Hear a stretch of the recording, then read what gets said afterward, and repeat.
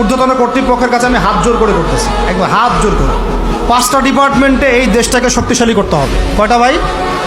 1 নম্বর শিক্ষা, 1 নম্বর প্রত্যেক মুসলমানকে কোরআন এবং সুন্নাহর শিক্ষায় শিক্ষিত করতে হবে। আমি অন্য ধর্ম নিয়ে কথা বলছি না, তাদের মতো দিন পালন করি। লাকুম দিনুকুম ওয়ালিয়া দিন, লাকুম দিনুকুম ওয়ালিয়া দিন। তারা তাদের ধর্ম পালন করে করুক, আমাদের কোনো মাথা ব্যথা নাই। প্রত্যেক মুসলমানের বাচ্চাকে কোরআন সুন্নাহর শিক্ষায় শিক্ষিত করতে হবে এবং একই সাথে এই যুগকে চ্যালেঞ্জ করার জন্য যত সাবজেক্ট দরকার সব সাবজেক্ট আমাদেরকে শিখতে হবে ইনশাআল্লাহ।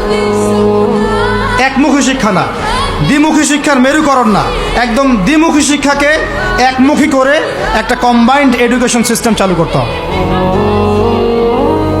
যদি আপনারা না পারেন আমাকে দায়িত্ব দেন, আমাদেরকে বলেন যে ভাই বা ছোট ভাই, তোমাকে আমি 1 বছর সময় দিলাম, শিক্ষার বিষয়গুলো গোছায় দাও। বিনা পারিশ্রমিকে ইনশাল্লাহ করে দেব, কোনো সমস্যা। 1 টাকাও দিতে হবে না, জাস্ট একটা চেয়ার টেবিল দেন, 100 জন আলেম দেন, 100 জন বুদ্ধিজীবী দেন, গড়ে দিব ইনশাআল্লাহ। তা প্লে গ্রুপ থেকে মাস্টার্স পর্যন্ত আমাদের ছেলেমেয়েরা এমন শিক্ষায় শিক্ষিত হবে যেটাকে শরীফের গল্প শেখাবে না ইনশাআল্লাহ। বরং আমার ছেলে পাইলটও হবে, বিমানও চালাবে, আমার ছেলে ইনশাআল্লাহ হাফেজে করানো হবে ইনশাআল্লাহ। আমার মেয়ে ডক্টরও হবে ইনশাআল্লাহ, আমার মেয়ে আয়েশা রাদিয়াল্লাহু আনহার মতো মুহাদ্দিসও হবে ইনশাআল্লাহ। আমাদের এক ভাই সে রাজনীতিবিদও হবে ইনশাআল্লাহ, জুমার খুতবাও দিতে পারবে ইনশাআল্লাহ। আল্লাহর কসম করে বলতেছি, এমন শিক্ষা চালু করা সম্ভব। শুধু আপনারা যদি একটু সৎসাহস দেখান, একটু উদ্যোগ গ্রহণ করেন, আল্লাহ পাক বহুত আজর দিবেন আপনাদেরকে। আল্লাহ পাক এই ওসিলায় আপনাদের সব গুনাহ মাফ করে জান্নাতও দিতে পারেন। আল্লাহর রাস্তায় আল্লাহর দিকে ফিরে আসেন। আমি আপনাদের সবচেয়ে শ্রেষ্ঠ বন্ধু, আমাকে শত্রু মনে করেন না। ইউসুফ আলাইহিস সালাম এক পর্যায়ে বলেছিলেন যে আমি যোগ্য, আমাকে দায়িত্ব দেন। মনে আছে আপনাদের? যখন সমাজে দুর্ভিক্ষের স্বপ্ন দেখলেন রাজা, রাজদরবারে গিয়ে তিনি বললেন যে দেখেন, আপনার স্বপ্নটা এমনি এমনি স্বপ্ন না, 7 বছর এখানে ফসল ফলবে, 7 বছর দুর্ভিক্ষ হবে। যদি আপনি আমাকে দায়িত্ব দেন, আমি ইনশাআল্লাহ এমন একটা অর্থ ব্যবস্থা প্রণয়ন করব যে ইনশাআল্লাহ এই দুর্ভিক্ষের কবল থেকে মানুষ বেঁচে যাবে। মানুষ বাঁচে নাই। ওখানে এখানে প্রমাণ হয় একটা জিনিস, যখন দায়িত্ব নেয়ার যোগ্য কেউ দেখা যায় না, তখন যোগ্যদেরকে কথা বলতে হয়। যোগ্যদেরকে কি করতে হয়? কথা বলতে হয়। এখন দায়িত্ব দেখতেছেন না কাদের হাতে? একটা লোক, যে ব্যক্তি আল্লাহর অস্তিত্বেই বিশ্বাস করে না, সে কিতাব লিখতেছে, ওই কিতাব আমাদের সন্তান পড়তেছে। আমি নাম মেনশন করতে যাচ্ছি না। কিছু মানুষ যারা আল্লাহর অস্তিত্বেই বিশ্বাস করে না, তারা মনে করে মহাবিশ্ব সৃষ্টি হয়েছে বিগ ব্যাং থেকে, আল্লাহ সৃষ্টি করে নাই। ও ডিপার্টমেন্ট অফ হেড হয়ে বসে আছে ওখানে। আজকে ট্রান্সজেন্ডার ইস্যু আসছে জন্য আপনারা নড়েচড়ে বসতেছেন না।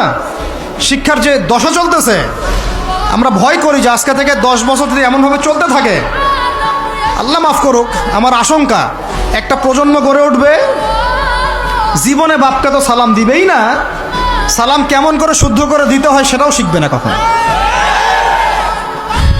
ওই দিন যদি আপনারা দেখতে না চান, এখনই ব্যবস্থা গ্রহণ করেন।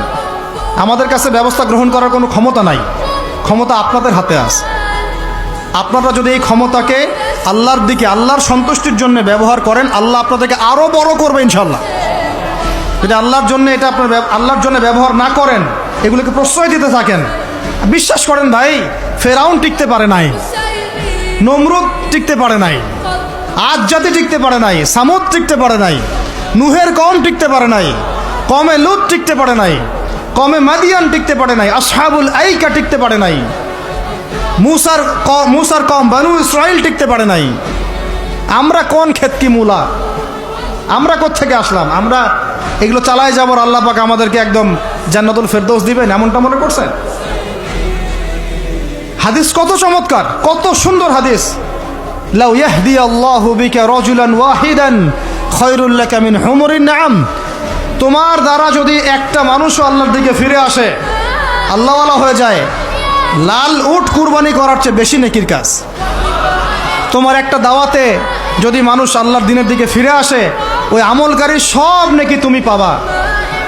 যদি একজন সৎ নেতা দাঁড়ায় যায় বলে যে আমরা প্রাইমারি লেভেলেই ক্লাস 1 থেকে 5 পর্যন্ত যে সময়টুকু এই সময়টুকুর মধ্যে আমাদের বাচ্চাদেরকে কোরআন তেলাওয়াত করা বাধ্যতামূলক করে দিলাম, সিলেবাসভুক্ত করে দিলাম। ওই নেতার উপর আল্লাহ রহম করবে ইনশাআল্লাহ।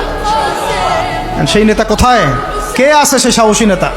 আমি আপনাদেরকে বলি যারা রাজনীতি করেন, কারণ আমার সাথে আপনাদের কোনো শত্রুতা নাই, আর আমি আপনার শত্রুও না, বরং বন্ধু। আপনারা যারা রাজনীতি করেন, এমন একটা নেতা খালি বের করে দেন, এমন একটা নেতা হয়ে যান খালি ওমরের মতো। আল্লাহ পাক তৌফিক দান করেন আপনাদেরকে, যে আপনারা যদি কোরআন শিক্ষাটাকে বাধ্যতামূলক করে দেন, নবীর হাদিস শিক্ষাগুলোকে বাধ্যতামূলক করে দেন, সিরাত নবীর জীবনী চর্চাগুলোকে বাধ্যতামূলক করেন উচ্চ মাধ্যমিক লেভেলে, দেখবেন এই ছেলেপেলেগুলো আর ওই ইয়াবাখোর হবে না ইনশাআল্লাহ। এরা ওই টিকটক, ফেসবুক আর পাবজি, ফ্রি ফায়ার নিয়ে পড়ে থাকবে না।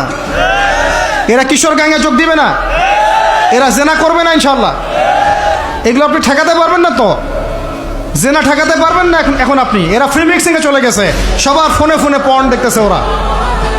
ওরা বাচ্চাদেরকে ধরে ধরে রেপ করতেছে। এখন ছেলে মেয়ের আদমশুমারি যদি করতে পারেন, একটা কুমারিত্ব শুমারি করে দেখেন, 18 বছরের কম কত মেয়ের সতীত্ব নাই, 21 বছরের কম কত ছেলে সতীত্ব নাই, আপনি টেস্ট করে দেখতে পারবেন।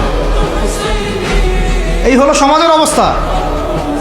এখন চলতেছে সমকামিতা, সমকামিতা। আল্লাহর লুতের গজব নেমে আসবে, লুত আলাইহিস সালামের কওমের গজব নেমে আসতে পারে।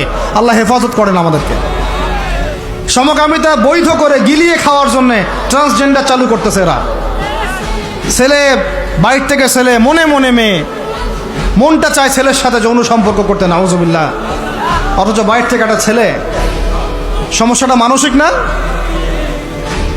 3 দিন টানা সকাল বিকাল কারেন্ট শর্ট দেন মাঠের মধ্যে, সব সমস্যা ঠিক হয়ে যাবে ইনশাআল্লাহ। 3 দিন, বাস 3 দিন থেরাপি দেন, ঠিক হয়ে যাবে। এগুলো প্রমোট করতেছে মিডিয়াতে বিভিন্ন নাটক দেখাচ্ছে, এগুলো দিয়ে ফেসবুকে এরকম ক্লিপ দেখানো হচ্ছে, মানুষ লিখতেছে, অধিকার চাচ্ছে। কোন যুগে আসলাম রে ভাই? আমরা কোন যুগে আসলাম? আল্লাহ রাব্বুল আলামিন আমাদের সবাইকে হেদায়েত দান করেন, অন্যায়ের প্রতিবাদ করার তৌফিক দান করেন। আমি আমাদের ঊর্ধ্বতন কর্তৃপক্ষকে বিনয়ের সাথে অনুরোধ করব, এইগুলোর পিছনে যারা এজেন্ডা বাস্তবায়ন করতেছে সবগুলোকে ধরে ভিতরে ঢুকাই দেন একেবারে। 7 দিন রিমান্ডে রাখেন, ঠিক হয়ে যাবে ইনশাআল্লাহ। আপনারা খালি দাড়ি টুপি পাগড়ি জুব্বা দেখলেই সন্ত্রাসী মনে করেন? এরা তো স্পষ্ট সংস্কৃতির সন্ত্রাস, স্পষ্ট শিক্ষা সন্ত্রাস। আমাদের ছেলেপেলেদেরকে ছেলে জেনা করানোর দিকে নিয়ে যাচ্ছে এরা। কালকে যদি আপনার ছেলে একটা ছেলেকে বিয়ে করে, আপনি খুশি হবেন? আস্তাগফিরুল্লাহ, নাউজুবিল্লাহ। আল্লাহ পাক আমাদেরকে হেফাজত করেন, আল্লাহ পাক আমাদেরকে মাফ করেন। আপনার মেয়ে যদি কালকে একটা মেয়েকে বিয়ে করে নিয়ে আসে, আপনি সমাজে মুখ দেখাবেন কিভাবে? তো এগুলো এখন যদি না থামাই, তাহলে কখন থামাবেন? ওই যে বললাম, সুদ যখন চালু হয়েছিল আমরা সবাই কিন্তু প্রতিবাদ করি নাই।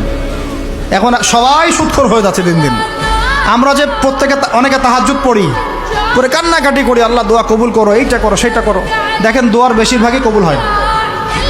কেন হবে? অর্থনৈতিক জীবনে তো সুদ খাচ্ছি, আমি ঘুষ খাচ্ছি, দুর্নীতি করতেছি, হারাম খাচ্ছি, পণ্যে ভেজাল দিচ্ছি। আল্লাহ পাক আমাদের সবার রিজিককে হালাল করার তৌফিক দান করেন।